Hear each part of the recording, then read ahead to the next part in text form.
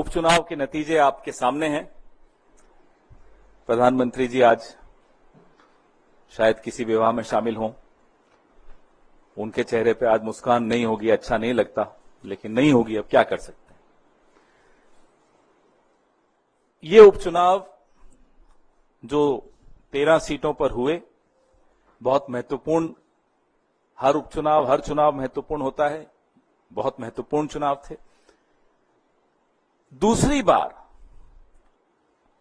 1.5 महीने में, 1 महीने में समझ लीजिए, दूसरी बार भारतीय जनता पार्टी को देश की जनता मजबूती से कुछ संदेश देना चाहती है।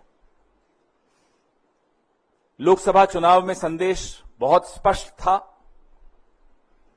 हुजूर इस कदर भी न इतरा के चलिए। अब 1 महीना हो गया, लोगों ने देखा रवैया में कोई फर्क नहीं है, अभी भी वही ऐंठ, वही घमंड, वही अहंकार।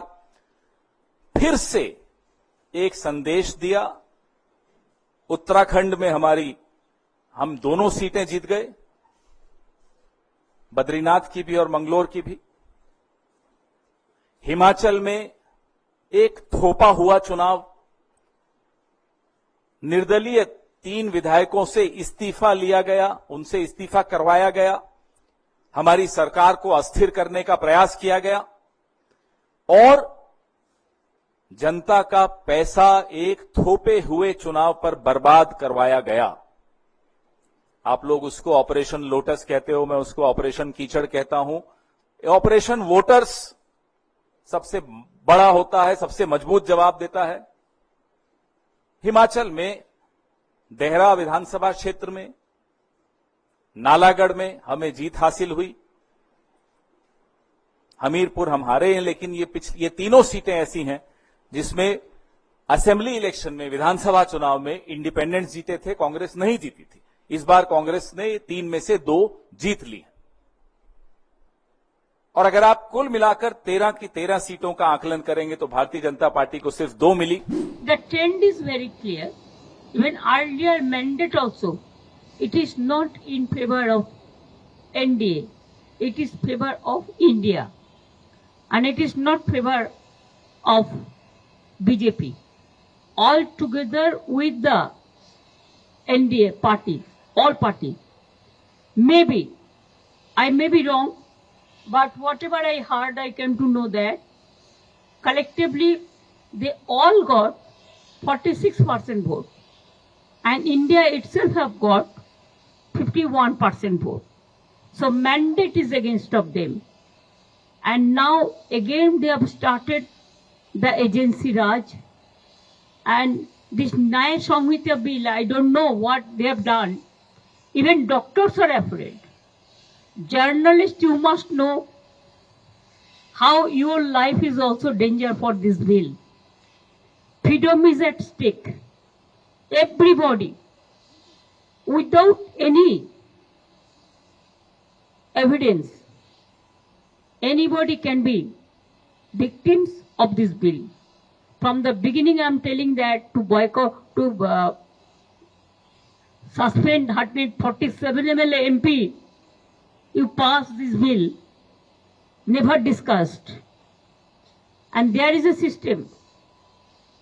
Before election, up to 6 months, if government do the new things, then when the new government comes, they can review the situation. But I will request them again to review the situation, because criminal law is very important. Even police doesn't know which of the rules are changed. Even lawyers doesn't know. Even we are not aware of the fact. Without giving any scope to understand the bill, they have just passed unilaterally. It will affect the good governance, the judiciary, the legal fraternity, the police, and all. अत्यंत पिछड़ी जाति का vote का बंटवारा के लिए एक ही स्वजातीय को टिकट दे दिया गया। ये काम नीतीश कुमार जी के मंत्रिमंडल के लोग लोगों ने बड़ी साजिश के तहत अत्यंत पिछड़ी जाति को सीट को हराने का काम किया। ये जदयू के शीर्ष नेता नरेंद्र मोदी जी को छोड़ के सभी लोग प्रचार के लिए चले गए थे। सब नरेंद्र मोदी को छोड़ के सीएम, डिप्टी सीएम, केंद्रीय सभी मिनिस्टर, कार्यकारी अध्यक्ष, बीजेपी का जो हार्डकोर वोटर था, एक भी वोट जदयू को नहीं दिया। 10 वोट भी राजपूत समाज के लोगों ने जदयू को नहीं दिया। पहले भी जब चिराग जी लड़े थे तो जदयू को बीजेपी का वोट नहीं मिला था, आरजेडी को भी वो वोट नहीं मिलता। यह दोनों आदमी से मैं जानना चाहूंगा